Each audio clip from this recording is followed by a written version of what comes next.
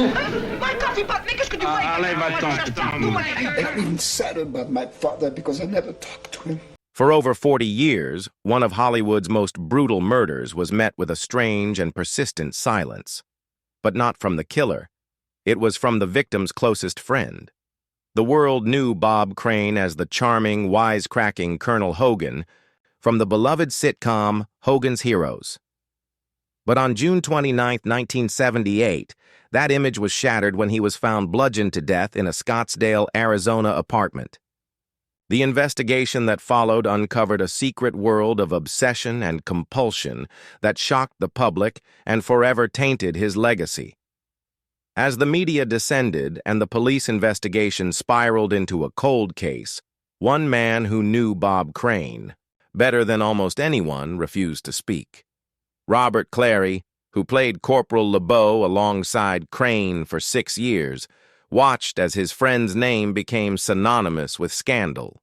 For decades, Clary deflected questions, turned down interviews, and maintained a solid wall of silence. Why? What secret was so important that he'd guard it for a lifetime? Everyone assumed he was protecting himself, or that he knew something about who did it. They were wrong.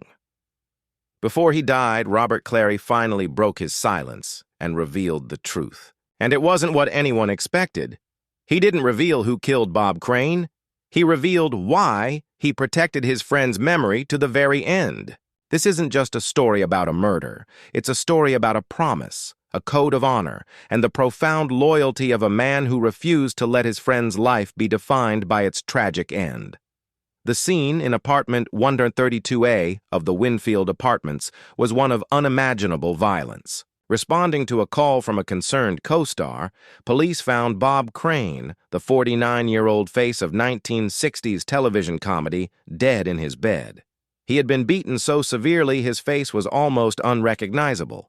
An electrical cord was tied around his neck, though the cause of death was clearly the brutal bludgeoning. There were no signs of forced entry, which suggested Crane knew his attacker. The Scottsdale police, unaccustomed to such a high-profile and gruesome homicide, were immediately under intense pressure. As they began digging into Crane's life, they uncovered his vast and meticulously documented secret. His apartment contained an extensive collection of photography and video equipment he used to record his countless sexual encounters. Suddenly, the entire narrative shifted. This was no longer just a celebrity murder. It was an exposé of a hidden life.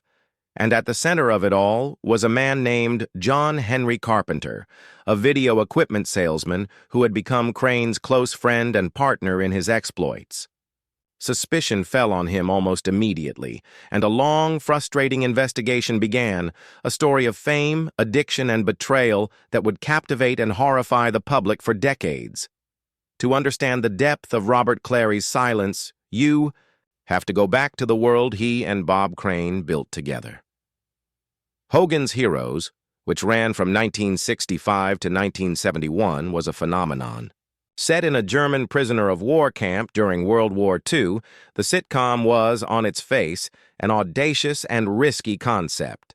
Making a comedy out of such a dire situation seemed impossible, even offensive. And yet, it worked. The show was a massive hit, celebrated for its clever writing and brilliant ensemble cast. At its heart was Bob Crane as Colonel Robert Hogan. Crane, who'd already made a name for himself as a top-rated Los Angeles radio DJ with a quick wit, was perfect for the role. He played Colonel Hogan with an effortless charm and a roguish grin, the charismatic leader who always had a plan to outsmart the bumbling camp commandant, Colonel Klink. Alongside him was a remarkable cast, many of whom had personal connections to the war that gave the show an unexpected weight. Werner Klemperer, Colonel Klink, and John Banner, Sergeant Schultz, were both Jewish actors who had fled the Nazi regime. And then there was Robert Clary, who played the passionate French corporal Louis Lebeau. Clary wasn't just acting. As a French Jew and a Holocaust survivor who had been imprisoned at Buchenwald, he saw the show as a form of rebellion, a way to portray the Nazis as buffoons who could be outsmarted. On set, a unique camaraderie formed.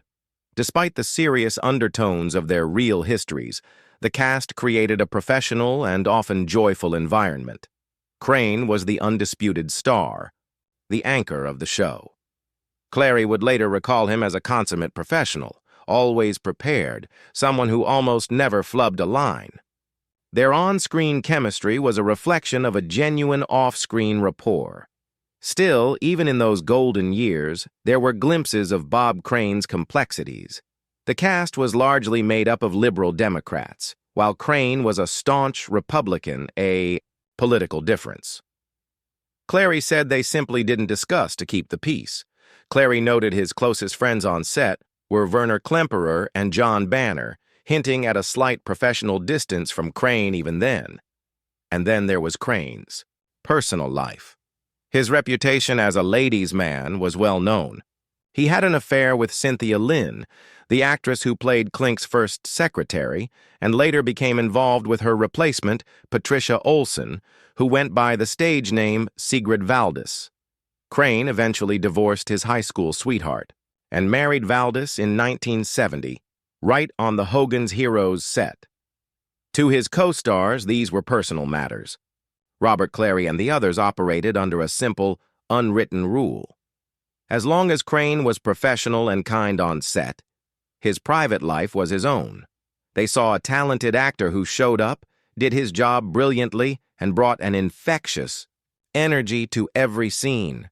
This was the man, the friend and colleague they would choose to remember, a choice that would be tested in the most brutal way imaginable.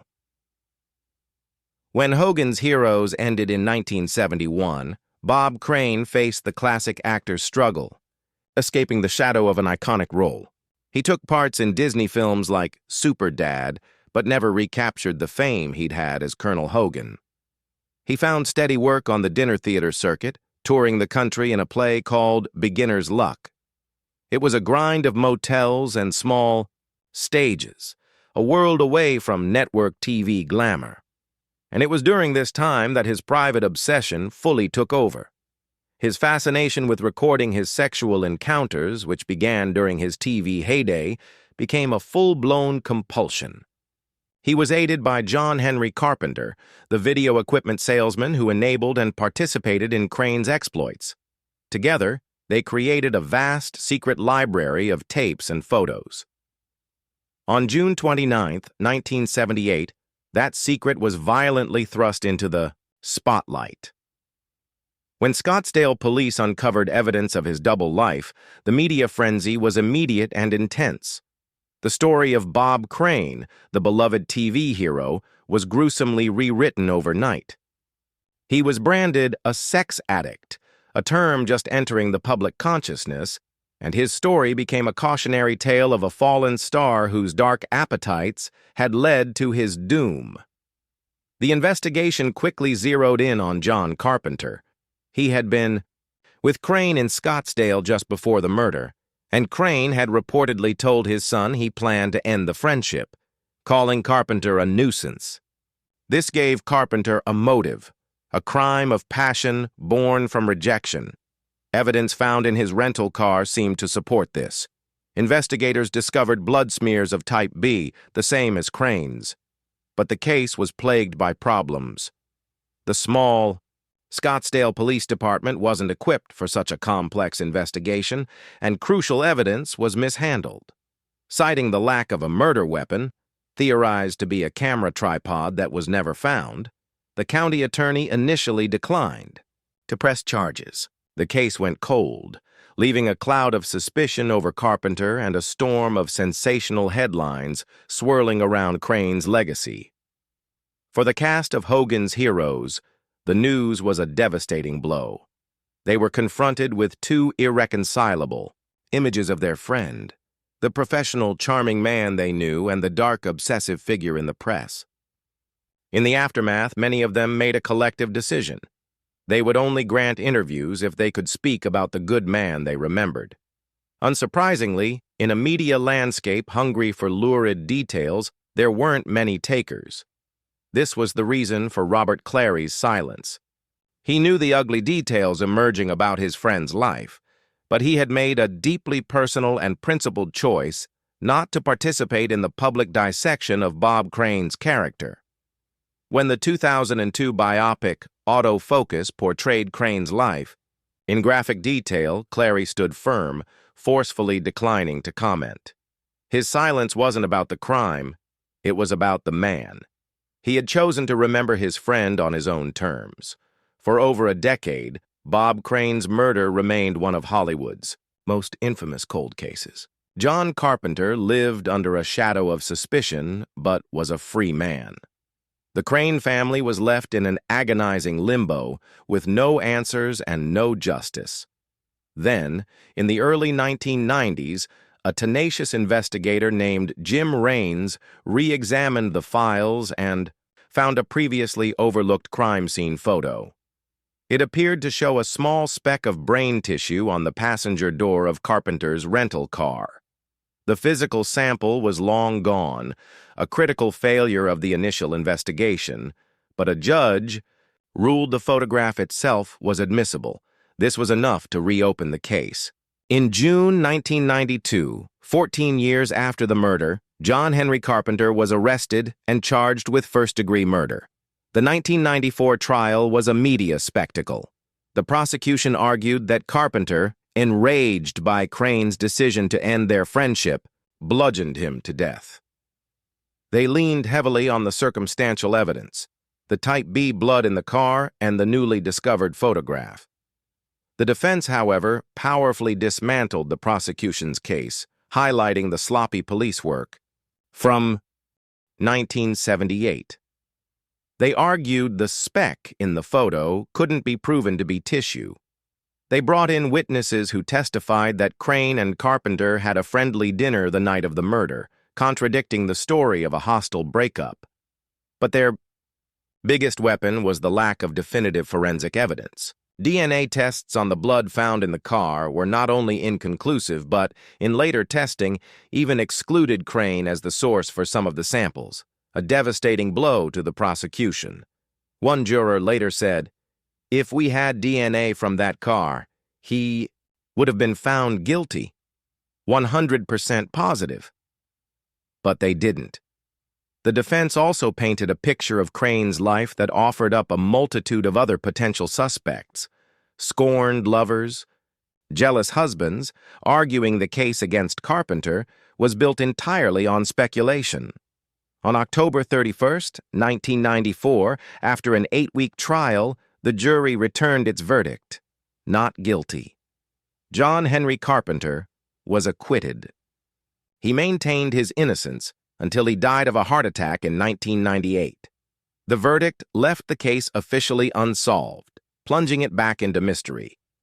In 2016, new DNA tests were conducted on the blood evidence, but the samples were too degraded to yield a definitive profile. The case of who killed Bob Crane remains open to this day. The story of Bob Crane is a complex tapestry of fame, friendship, and tragedy, raising powerful questions about how we choose to remember people. If you find these explorations of Hollywood's deepest mysteries compelling, please consider subscribing to our channel. We're dedicated to telling these important stories and honoring the lives behind the headlines. Hit the subscribe button and the notification bell so you never miss a chapter of our journey into the past. For decades, the world thought Robert Clary's silence held the key to the murder. They waited for a deathbed confession, a secret clue, a name.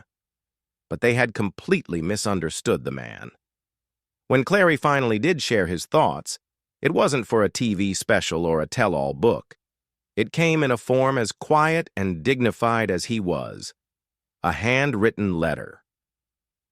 In 2008, after years of persistent, respectful requests from biographers Linda Groundwater and Brenda Levitt, Clary relented. Still wary of his words being twisted, he refused a formal interview. Instead, he sent a 2-page letter, filled with his memories.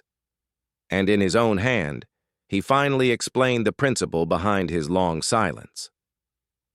The letter wasn't about the murder. It was about his friend. He wrote of the pleasure of working with Crane, recalling his professionalism. He shared a light-hearted story about their political differences, how Crane's voice would rise to a screeching soprano during a debate, and how Clary would tease him, "Bob, changing from baritone to soprano will not make your argument right," and they would both laugh. It was a portrait of a real friendship. Then, Clary addressed the topic that had defined Crane in death, his secret life. He didn't use salacious or judgmental language. He referred to it simply as Crane's way of living. And in a few powerful sentences, he revealed the personal code behind his decades of silence. He wrote, "Who am I to be judgmental? And who cares?" Those last two words, reportedly squeezed in as an afterthought, carried the entire weight of his conviction. This was his revelation. It had nothing to do with John Carpenter or any other suspect. It was a truth about his own principles. Robert Clary, a man who had survived the Holocaust and seen humanity at its absolute worst, refused to pass judgment on the private choices of his friend. His message was clear. Bob Crane was more than his flaws. He was a friend, a colleague, a talented professional who brought laughter to millions. Clary believed that whatever Crane did in his private time was his business alone, and it didn't negate the kindness and professionalism he showed his friends. His silence had never been about hiding a clue. It was about protecting a man's humanity. It was an act of shielding his friend's memory from the relentless glare of public scrutiny. Clary lived by a philosophy he often shared. When you find people who are nice, you should cherish them. In his steadfast refusal to gossip or condemn, he was cherishing the Bob Crane he knew. He was, in his own quiet way, standing guard over his friend's legacy. The murder of Bob Crane remains a haunting, unsolved mystery. The trail went cold, justice was never served, and the killer's identity is likely lost to time. The case is a stark reminder of the darkness that can hide beneath the facade of Hollywood fame, a story of addiction, obsession, and tragic consequences. But to focus only on the crime is to miss the more profound story, the story of Robert Clary. In an industry known for fleeting loyalties, Clary offered a masterclass in integrity. His 4-decade silence wasn't an act of cowardice or complicity, but an extraordinary act of honor. It was a principled stand against the world's voracious appetite for scandal. He understood that people are complex, flawed, and always more than the sum of their worst moments. While everyone else clamored for details about a murder, Clary quietly protected the memory of a friendship. He chose to remember the laughter, on set, the shared experience of creating something beloved, and the kindness of a colleague. His final revelation wasn't a clue to close a police file, but a lesson in loyalty. Before his death, Robert Clary didn't expose what really happened to Bob Crane in that Scottsdale apartment. He exposed something far more meaningful, his own unwavering character. He proved that in the face of tragedy and scandal, the most powerful statement you can make is sometimes a dignified silence, a refusal to judge, and a commitment to remembering the good. It is a legacy of honor that stands in powerful contrast to the darkness of the crime, a final, poignant tribute to a fallen friend.